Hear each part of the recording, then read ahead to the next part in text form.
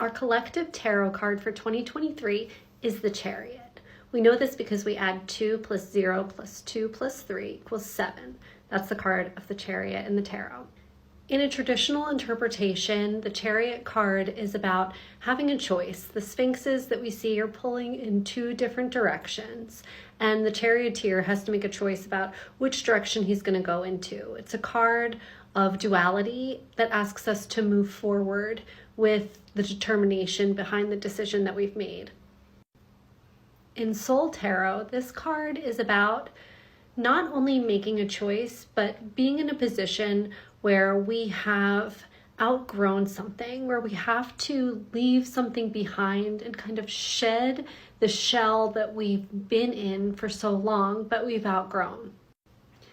In a way, you could think about this as a container that's kept us safe for a really long time, like with hermit crabs, right? They have a certain shell, and that once they grow to a specific size, they need a new house to live in. And this is what the Chariot card asks us to do, is to look and to say, do we want to stay in this position that we've been in and keep ourselves small and safe? Or do we want to make the choice to become vulnerable, to move into the unknown, and to grow?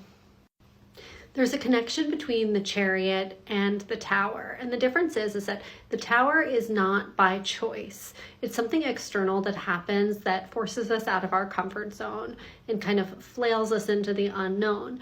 Whereas with the Chariot, we can make the choice to stay. We can stay in that first line of the tarot and never evolve and never take the next step towards the underworld journey in the second line. And there's plenty of people probably that you know in your life who are like this, who've just kind of stayed exactly the same and kept themselves in a position of just being comfortable and safe and not wanting anything to change.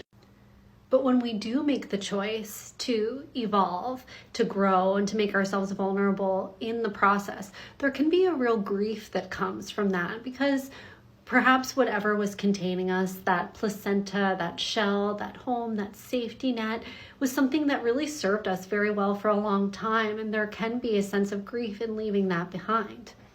In astrology, the Chariot is the sign of Cancer. Cancer is ruled by the moon, and so this really is about getting in touch with our intuition and using that as a guide as to making that next step and taking that leap. And the energy of Cancer is cardinal, so it's initiatory. It's initiation into a period of change. And